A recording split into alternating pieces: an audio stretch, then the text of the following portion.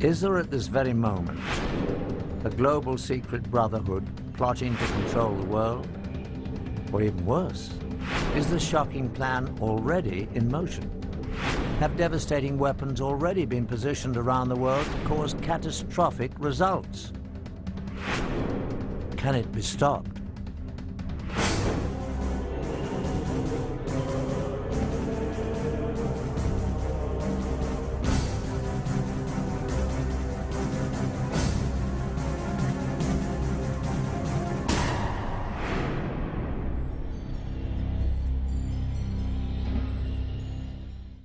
Hello, I'm Patrick Macnee.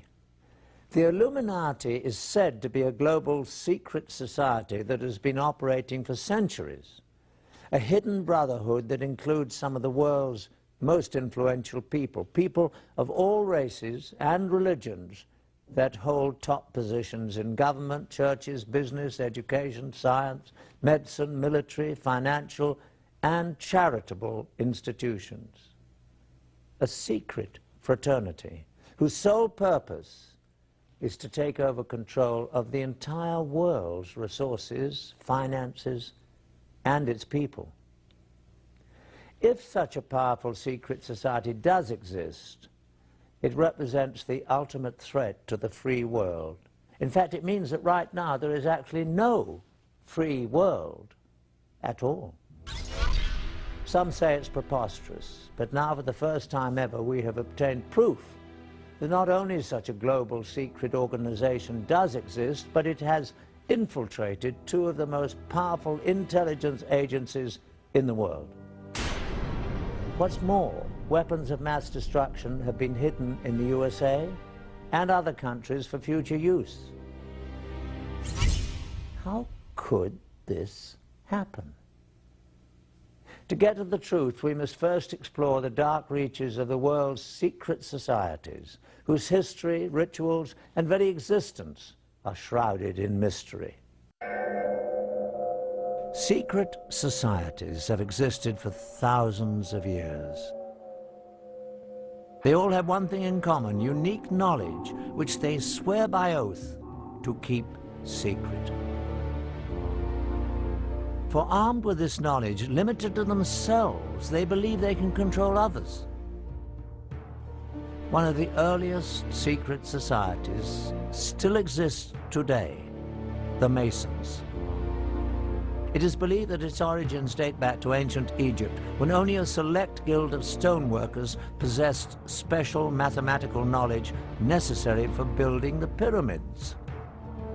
Throughout history, Masons kept their methods to themselves so that only they could build the great structures throughout time that still stand today. First, the pyramids, and on to the great castles and cathedrals of Europe. But secret societies were not limited to tradesmen. The word assassin has its roots in a secret brotherhood of Shiite Muslim warriors that controlled northern Syria during the time of the early Crusades in the 11th century. Their speciality: they had perfected the art of killing. The sect was founded by Hassan-i-Sabah, called the Old Man of the Mountain, who ruled from a remote stronghold. Hassan indoctrinated his devotees with the promise that if they fought and died for Allah, they would live forever in paradise, full of heavenly and earthly pleasures. He used the gruesome power of torture and murder to give his teachings special impact and assure complete discipline and devotion. Hassan gave hashish to his fanatical disciples to induce a feeling of invincibility before sending them on suicide missions. Hence the name assassin was derived from the word hashashin, or hashish user. By 1100, the assassins were said to number over 70,000 fanatically devoted members. About the same time in history, another secret brotherhood was created, the Templars. The Prieuré de Sion, Priory of Zion, was a chivalrous fraternity created in medieval France with the purpose of preserving the Merovingian bloodline and returning them to the throne of France. Their official headquarters was the Abbey of Notre-Dame du Mont de Sion in Jerusalem. In 1117, Baldwin I, King of Jerusalem, found himself greatly indebted to the priory for their services in helping him attain the throne. In return, the king negotiated the constitution of the Knights Templar as the military and administrative arm of the Priory of Zion. The Knights Templar had been created 10 years before for the purpose of safeguarding pilgrims on the road to the Holy Land. During their time in the Middle East, the Templars had contact with the Muslims, including the Assassins. In fact, after the Crusades, because of the enemies they had in common, the Assassins took refuge among the Templars, imprinting the Christian soldiers with much of their fanatical and deadly ideas. As the Templars developed, they became not at all an orthodox Christian organization. But their secret rituals and doctrine were much more mystical, heretic, and occult-oriented.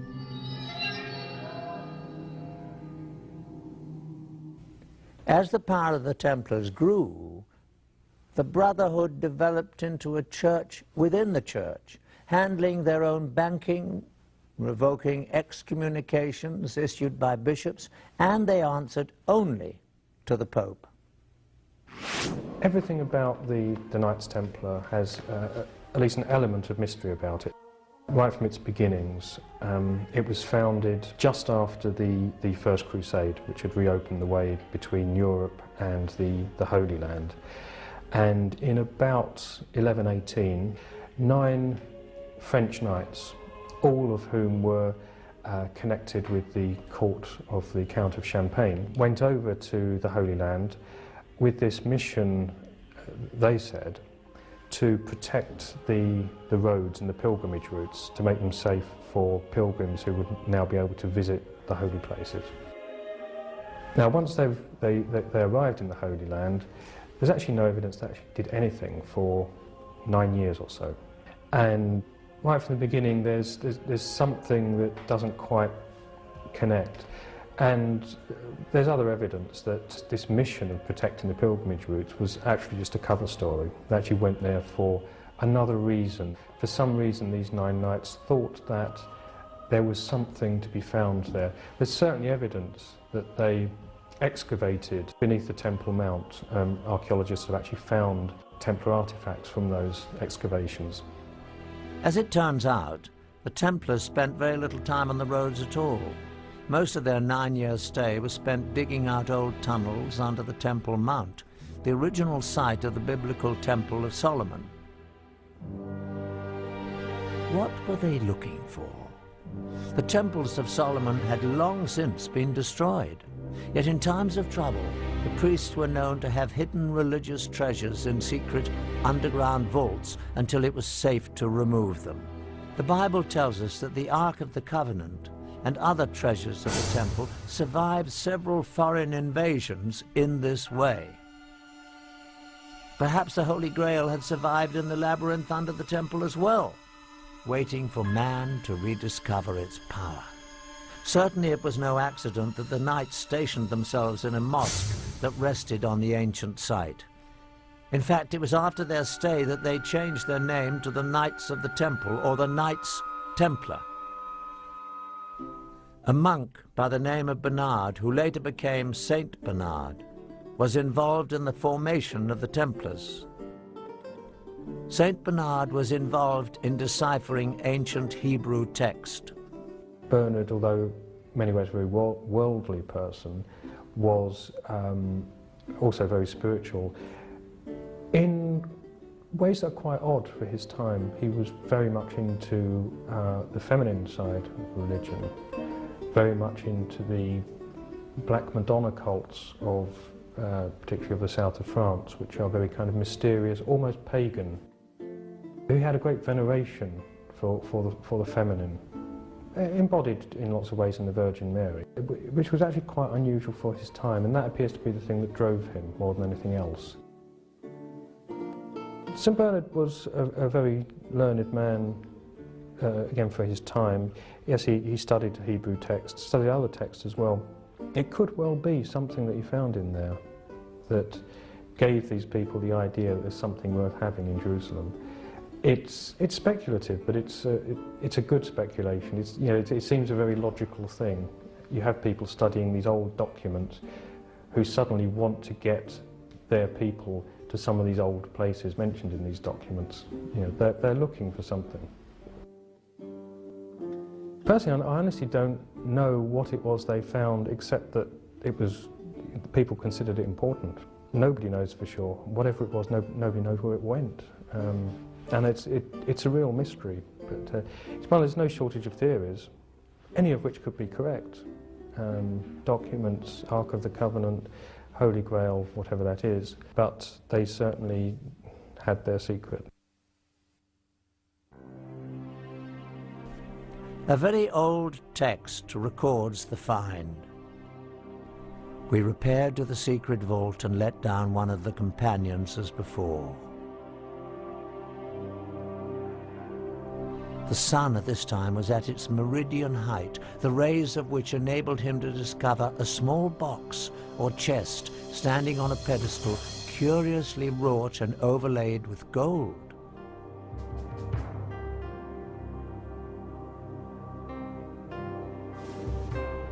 He gave the signal of ascending, and it was immediately drawn out. We have brought it up for the examination of the Grand Council.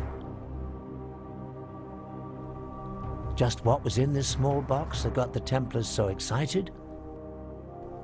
Clearly, a group of Christian knights, bound by the vow of poverty, were not interested in anything of material value.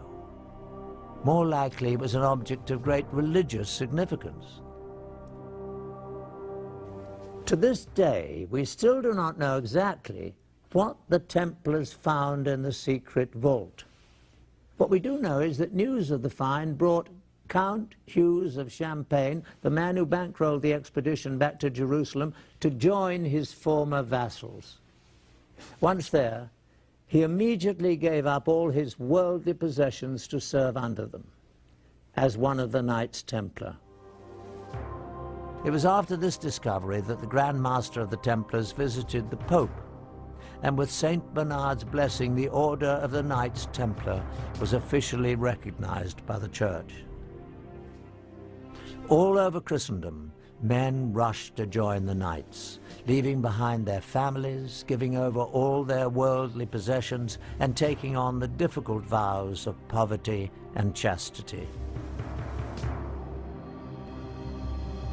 The vow of poverty actually is why they became wealthy, because anybody that joined the order, anyone that became a Templar Knight, had to give all their possessions to the order. And it became quite a prestigious thing for noble families to have some of their sons go into the Templar order. And of course, any money and property they had would go into the coffers. Also, when the Pope endorsed the order, gave it his blessing, and said this is a good thing, anyone that wanted to impress the Pope donated land and money to this new order, and actually on a colossal scale. None of the individual knights were allowed to own anything, so that all this material, that land, castles, livestock, and just pure money that was just given to them as a gift, went towards the order. Their reputation was as the most feared, efficient fighting force on the Christian side. They were kind of the special forces of their time. Also because they were this mixture of monk and a soldier. The Knights Templar had quite a career after the Crusades. They basically took over Europe financially, dominating all of the major industries, especially that of money lending. They invented the modern checking system, and within a few years had all of Europe's kings indebted to them. They were far too big for their boots in many respects, certainly as far as the Pope and many kings were concerned. They were unbelievably rich. It seemed there was no stopping them, basically. Most historians believe that they got their comeuppance because of their wealth. Essentially, the French king who started the suppression of the Templars, Philip the Fair, essentially that he was jealous of their great wealth. And it is generally thought that he used accusations of blasphemy and sacrilege against them, but really he wanted their money. The charges against the Templars were blasphemy and sacrilege, that they failed to observe the usual reverence for the church, but that was well known. There were sexual elements in the charges, but then there always are when you think about it in charges against heretical groups. They were accused of sodomy, of homosexual acts. They were accused of spitting and trampling upon the cross, of worshipping not just a bearded severed head, but in some extraordinary cases they were accused of worshipping the severed head of a cat. The Catholic Church got the confessions that it needed to suppress the Templars. On Friday the 13th, 1307, the Pope officially disbanded the Order of Knights. Their Grand Master was burned at the stake. By the middle of the 1300s, the Knights of Templar seemed to have completely disappeared and their treasury confiscated. But could the richest and most powerful brotherhood on earth and all their wealth be rounded up and seized almost overnight? No. The highly trained and organized Templars only went quickly underground, taking most of their wealth with them. They evolved into an enormously powerful and well-financed secret society. Indeed, as history unfolded, the facts show that Templars never went anywhere except out of the public view. But with one added dimension: an extreme hatred for the Catholic Church. At the same time, the Priory of Zion assumed that they would meet a similar fate from the Church. They too seemed to disappear, but again, only from the public eye. Over more than 400 years, from the 14th through the late 18th centuries, the Masons, Assassins, the Priory of Zion, and the Templars existed as relatively isolated secret societies with a limited reach, until on May the 1st, 1776, in Bavaria, the human race saw what might be its darkest day. Adam Weishaupt, a Jesuit-trained professor of canon law, well-versed in the occult, formed a new secret organization that would unite all the secret societies for an unthinkable purpose: to gain complete control over the world and its resources, and to achieve total domination of its people. Weishaupt euphemistically described it as a new world order. His diabolical brotherhood was founded on a synthesis of the themes of secret societies that had gone before. He skillfully combined Masonic secret rituals and knowledge, the Assassins' Islamic mysticism, killing arts, and use of hashish, the Priory of Zion's influential membership, and the Templars' wealth, power, military science, and vendetta against the Catholic Church. To that, he added his own knowledge of the occult. It was not an accident that he chose May the 1st, a very important date on the Satanic calendar, for the founding of his society. The group was called the Illuminati. The public translation was intellectually inspired. But Weishaupt himself said in private that the word was derived from Lucifer and meant holders of the light. The official seal of the Brotherhood was a mystical, unfinished pyramid, and an eye above it with rays of light emanating in all directions. The eye represented the all-seeing, all-knowing nature of the illuminated Brotherhood reigning above the world. To his followers, the founder listed the 5 top-secret primary means that would be used to accomplish his dark goal of total world domination. 1.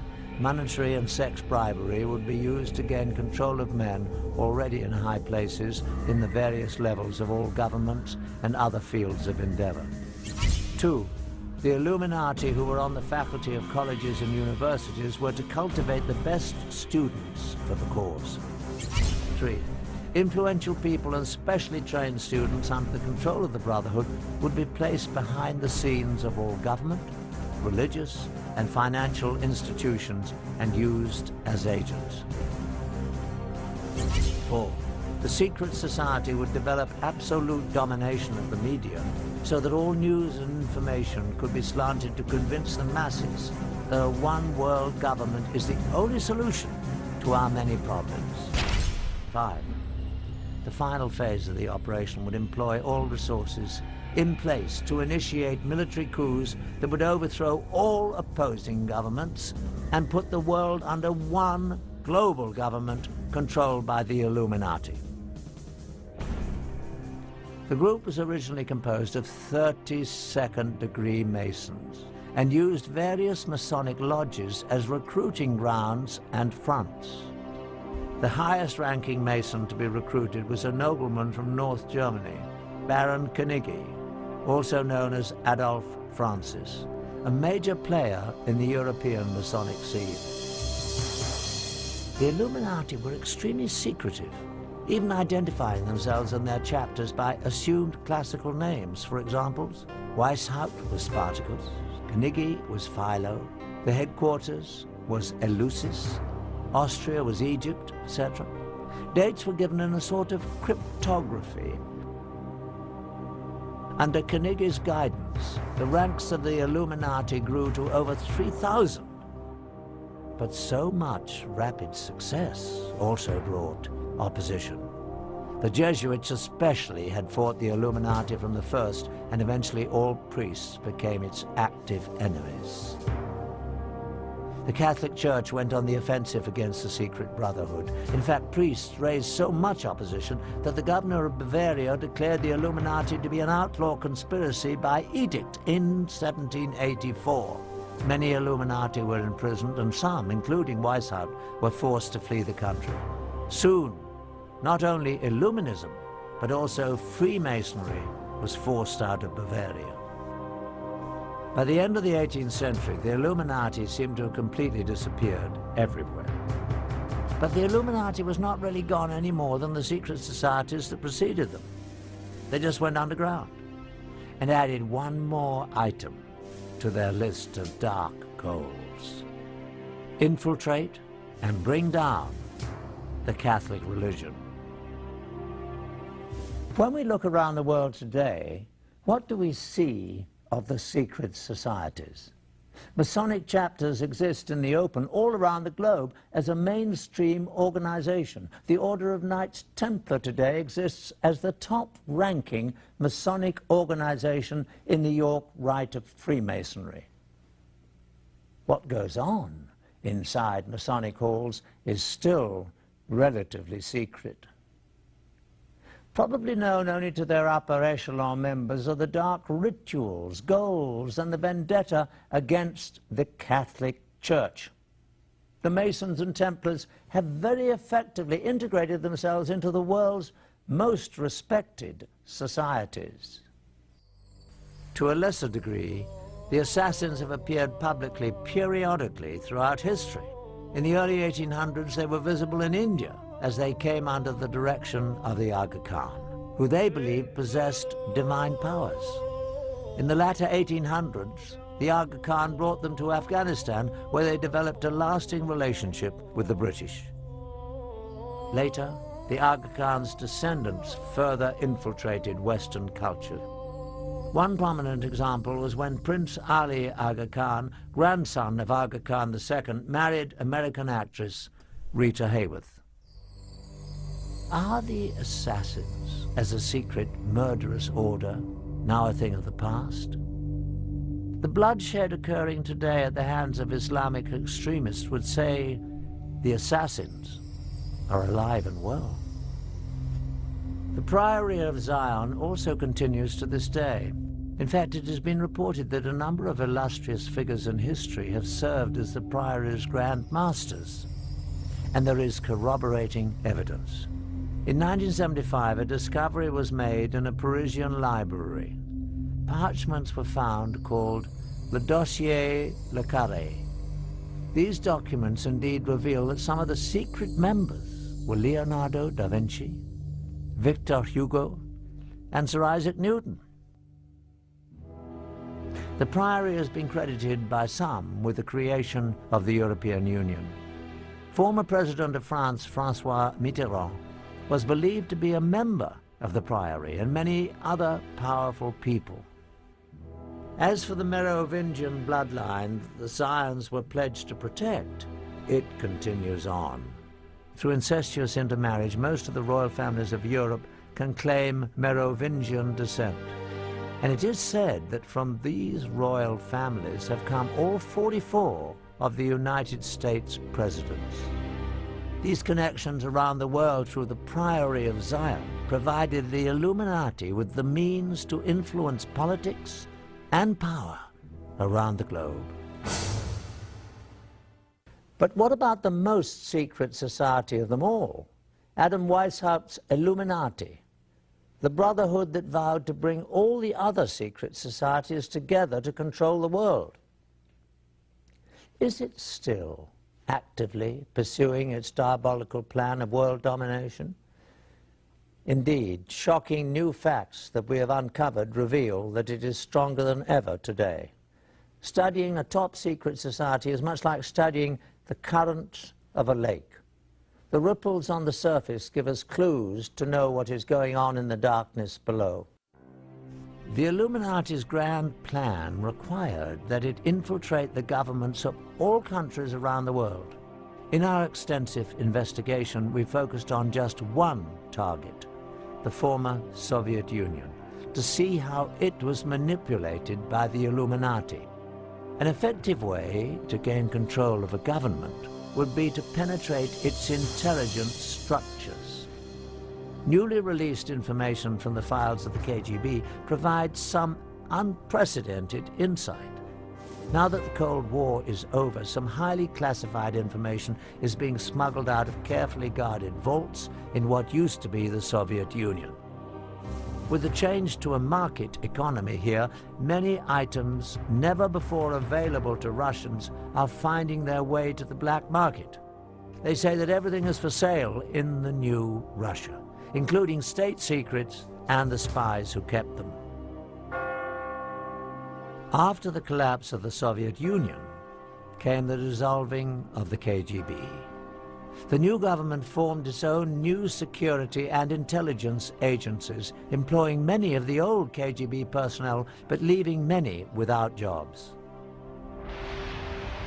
Even those with employment were often not paid as promised. We found that many former KGB employees were eager to give first-hand accounts of their classified activities within the agency for the right price. However, when the subject of the Illuminati was introduced, no amount of money could induce anyone to talk about it. We took this as a definite sign that we were on the right track and getting dangerously close to uncovering the presence of the secret brotherhood within the KGB. The former KGB employees were willing to direct us to black market sources where we might obtain further information, but at our own peril. Though most leads proved to be ultimately unproductive, we found that with perseverance, money, and a bit of luck, it is possible to acquire classified Soviet documents. Using a hidden camera, we recorded numerous meetings over a period of months in which we attempted to obtain relevant materials. This transaction between one of our Moscow contacts and black market dealers proved to be one of the more successful ventures, though as you'll see, not without a few tense moments.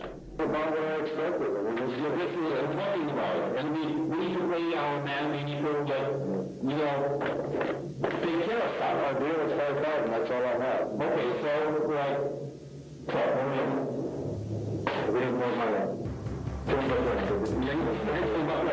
I'm talking, we need more money, okay?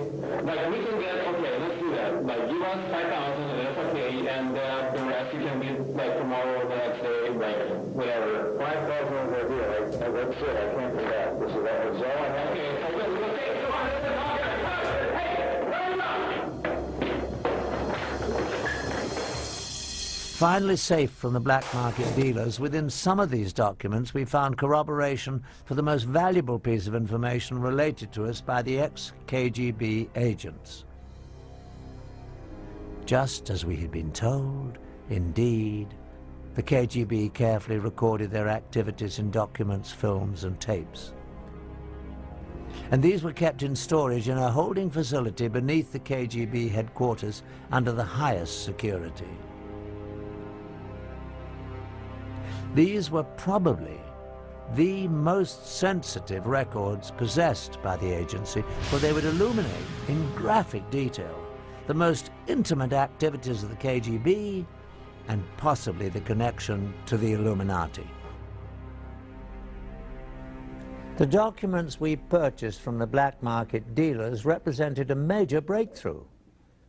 They not only confirmed that more revealing KGB materials existed, they also told us where they were kept. Again, we went to our black market sources, now armed with this new knowledge.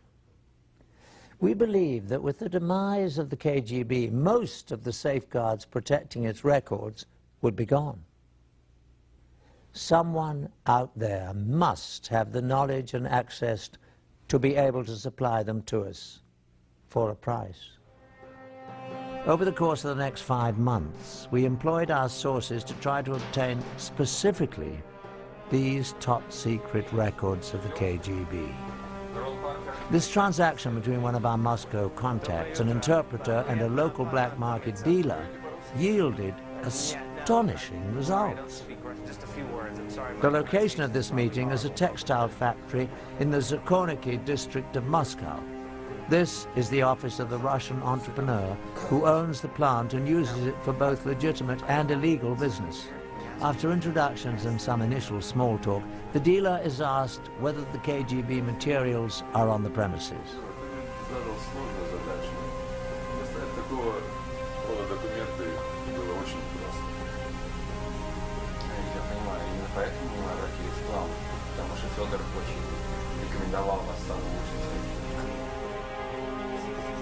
From a safe, documents are produced that relate to the films and tapes the dealer has promised to deliver. After an inspection of the documents and a cursory verification of their authenticity, the transaction is completed.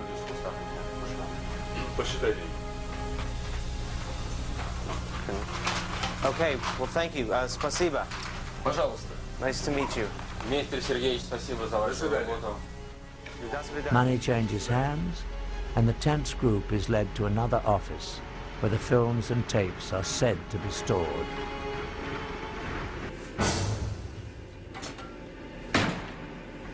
And finally, the graphic films, tapes, and documents we'd heard about surfaced.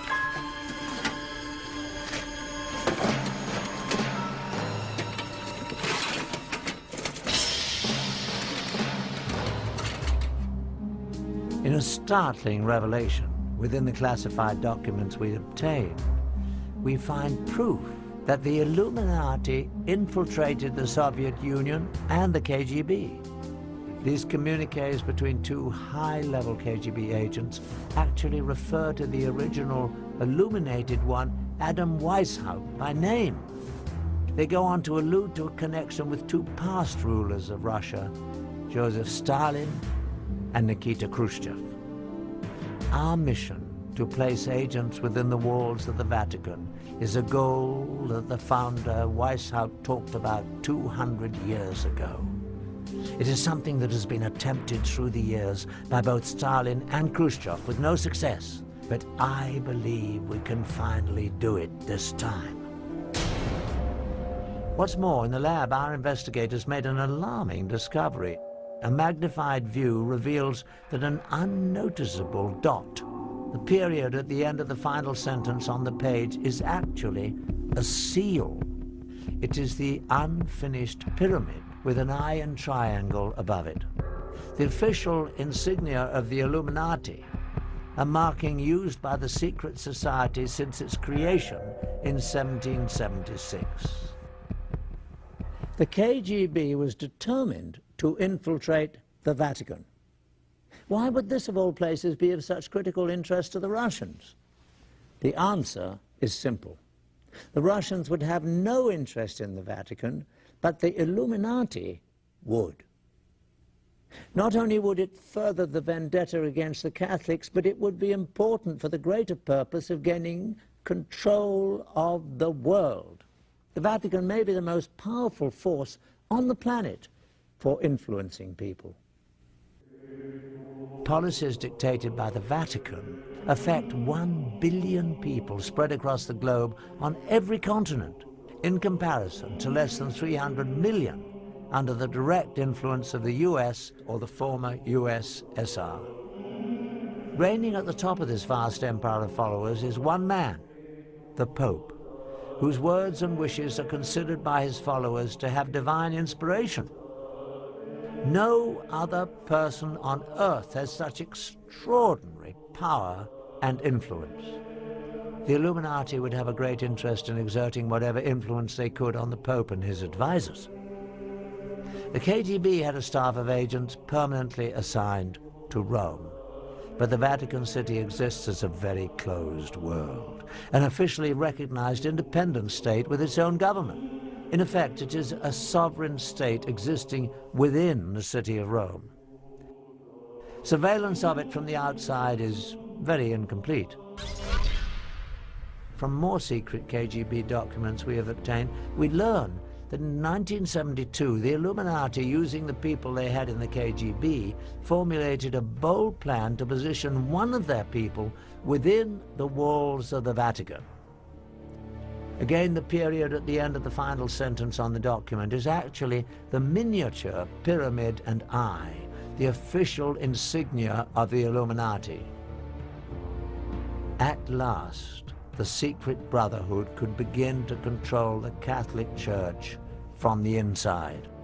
An agent was sent to the Vatican posing as a Ukrainian priest, driven from his country by the communists for anti-communist rhetoric. He was quickly accepted by the pro-American Vatican clergy.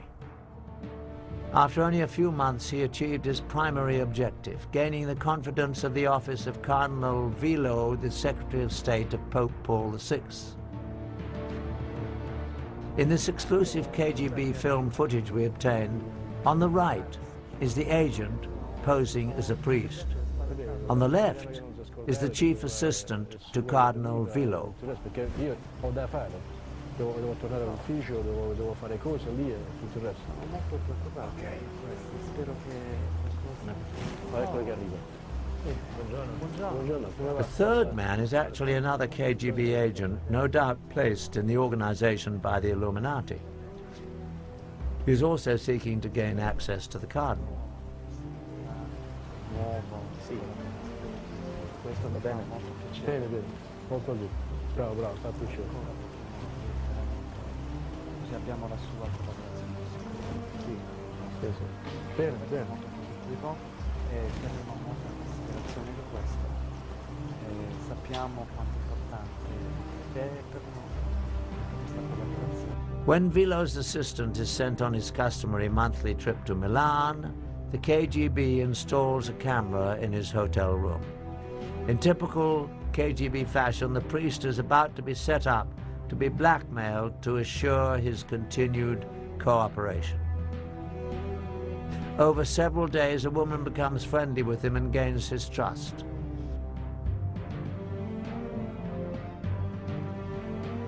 The film shows that the trap was well set.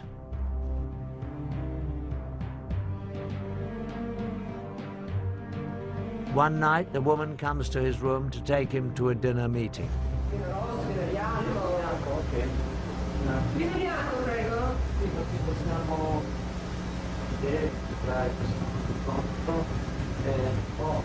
Ho soltanto del buon vino rosso, va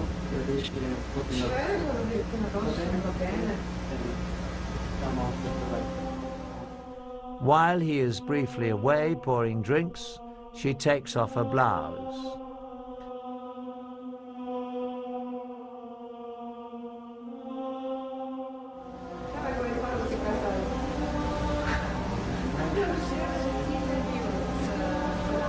The film ends abruptly.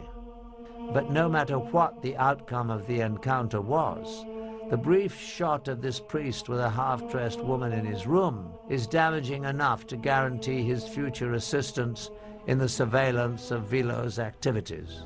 Certainly in the near future, the Illuminati-controlled KGB agents will begin looking for ways to manipulate Vilo himself. Once that is accomplished, they will be extremely close to the very heart of the Catholic religion, Pope Paul VI. But it appears that the Illuminati was not content with exerting only influence to control the Vatican. They sometimes resorted to murder.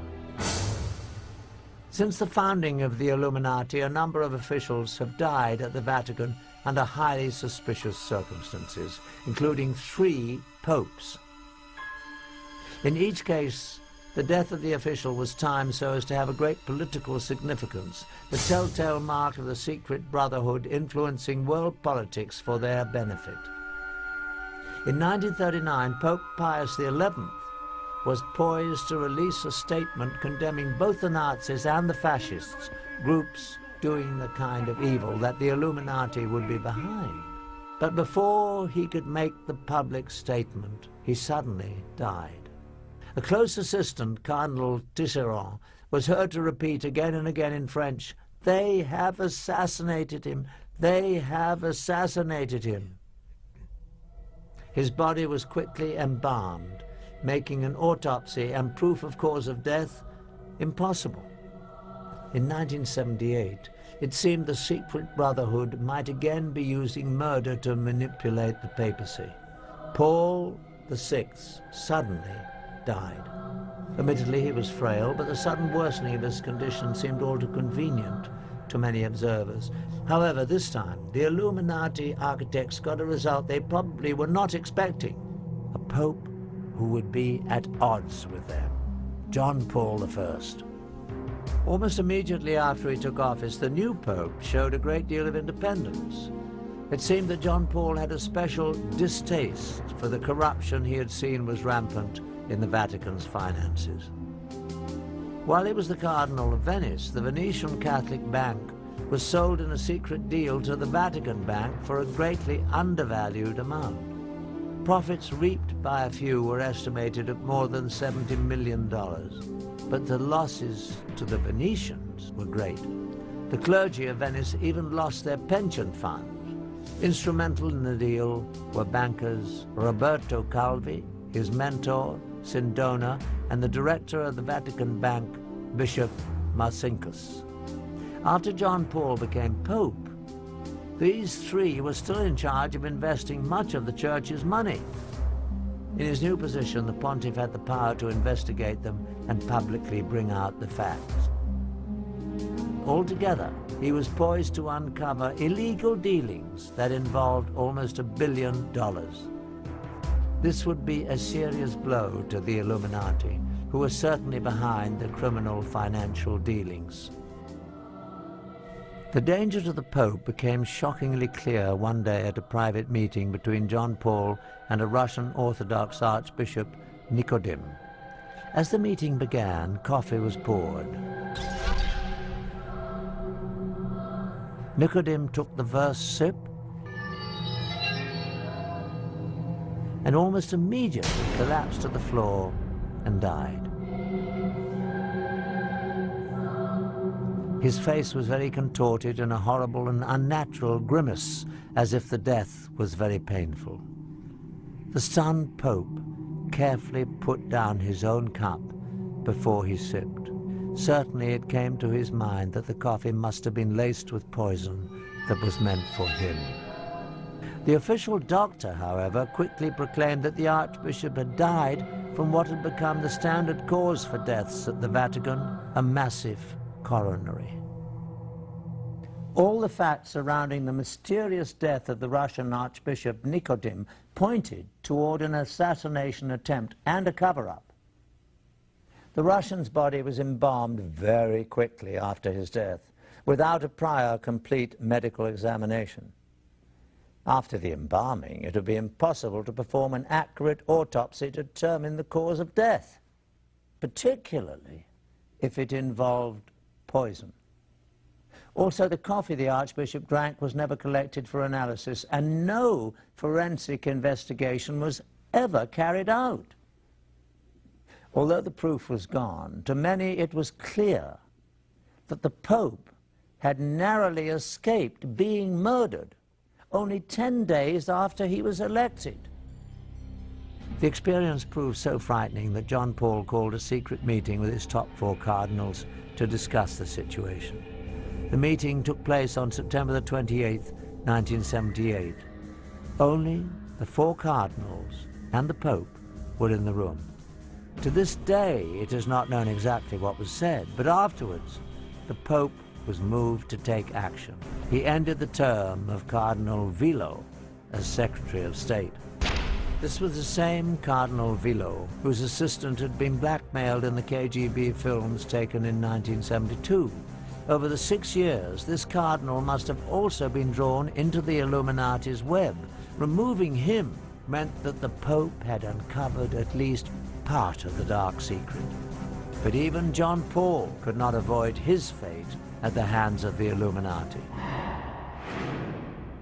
That night, the pontiff retired earlier than usual and took with him detailed notes of the secret meeting to deliberate upon. At 5 a.m. the next morning, the Pope's closest attendant, Sister Vincenza, became concerned. His Holiness had never overslept before. She peered inside his door. John Paul appeared to be sitting in bed with the light on as if he were reading. Various papers were around him. But to her horror, his face was frozen in the same agonized contortion she had seen on the face of the dead Russian Nikodim only days before. After only 33 days as Pope, John Paul was dead. After more than 200 years of protecting their secret ways, the Illuminati was very thorough at covering its tracks. Although the Pope had relieved him of his Secretary of State duties just hours before, Cardinal Vilo took charge. As the senior cardinal, he was now, in essence, the temporary Pope. He first locked himself in the papal bedroom and collected prescription medicine from the bed table and most of the papers in the room, including notes of the secret meeting. Also taken were the candies the pontiff often enjoyed while reading, and even the Pope's reading glasses and slippers. All these items were never seen again. Next, Vilo sent Sister Vincenza away to a convent after forbidding her to tell anyone that she had found the pontiff dead and anything about what she saw. And then at 6:10 a.m. he ordered embalmers to be summoned. But the most shocking occurrence of all was that they arrived almost immediately. It was estimated that given the distance the embalmers had to travel, they must have been contacted at 4:45 a.m., 15 minutes before the time that the sister had discovered the Pope. At 7:30 a.m. a public announcement was issued. The cause of death was heart failure. Instead of Sister Vincenza, it was reported that the Pope's secretary, Monsignor Maggi, had found the body, and the time of discovery was changed to 5:30. By the time of the announcement, the embalmers had already done their work, just as in the all-too similar death of the Russian Archbishop only 23 days before. Any possibility of a 100% accurate autopsy was eliminated. If foul play was involved in the death of John Paul I, the chance to prove it was conclusively gone forever.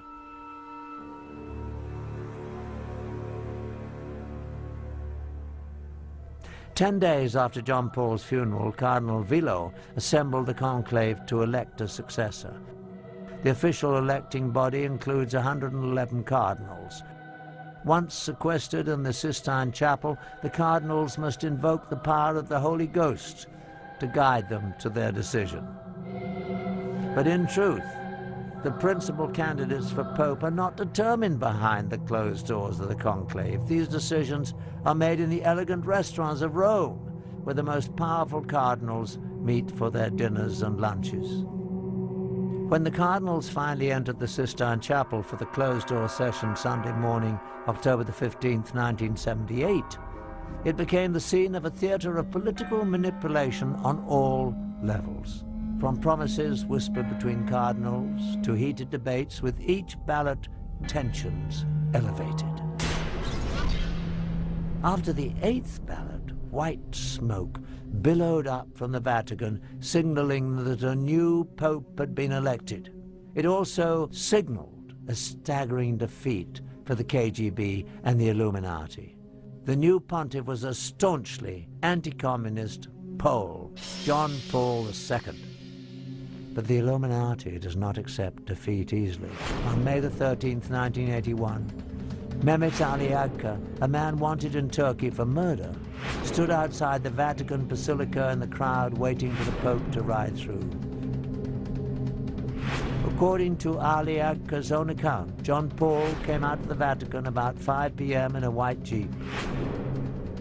As the Pope came by, Ali Agca pulled a pistol up and fired 3 times before being wrestled to the ground by the crowd. The pontiff was seriously wounded, but he would recover to continue his papacy. At first, Ali Agca asserted that he had acted on his own, but investigators became convinced that a much larger conspiracy had used the obviously unstable and dangerous man as a tool for assassination. Soon, Ali Agca admitted that the shooting was part of a Bulgarian conspiracy masterminded by the KGB. But of course, both Bulgaria and the Soviet Union denied any involvement.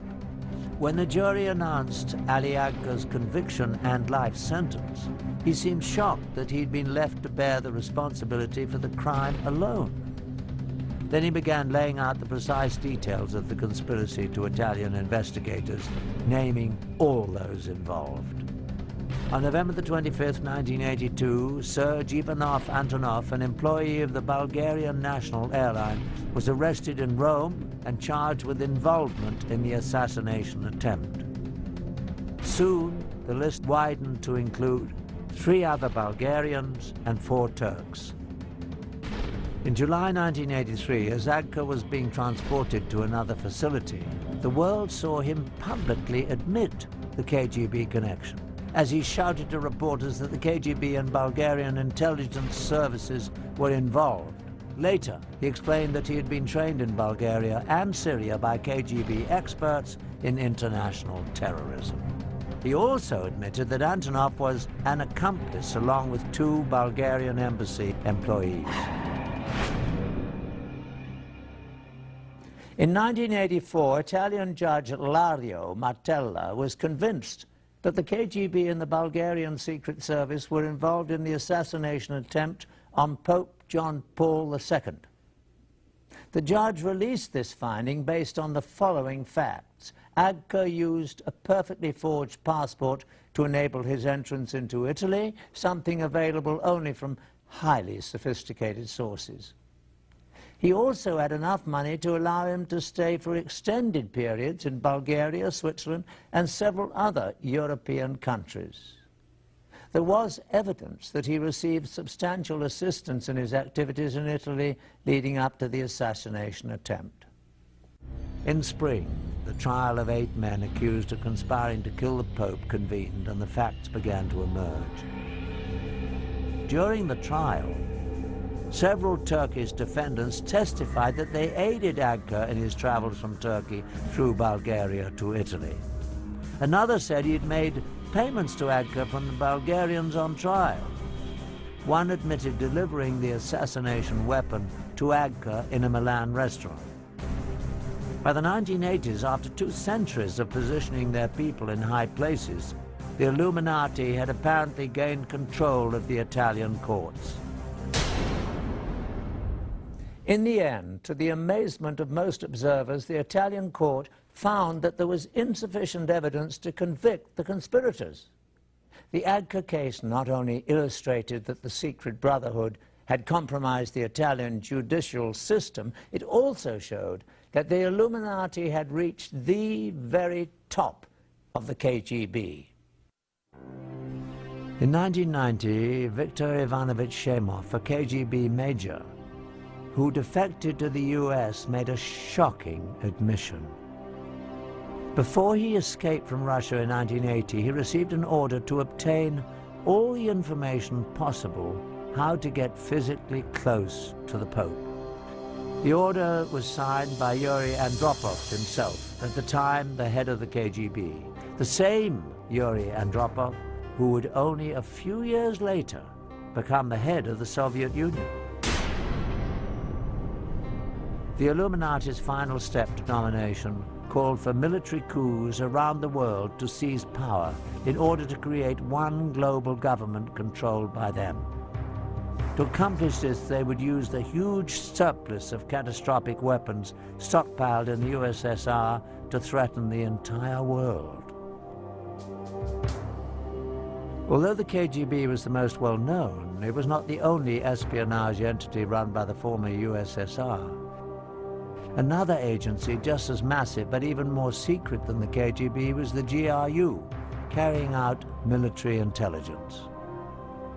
And the secret brotherhood went to great lengths to infiltrate it. The proof that they were successful is revealed in these highly classified GRU agency documents that we purchased from a black market document dealer in Russia. In them, an agent is given his orders to work using the cover of a journalist in Washington, D.C. Once again, the Illuminati has left their telltale sign. The period under high magnification is the pyramid and all-seeing eye. While the KGB collected information on political figures and influenced politics around the globe, the GRU gathered intelligence essential for achieving military objectives. Some of the activities of the GRU were aimed at achieving objectives in various ongoing conflicts such as Afghanistan. But the major mission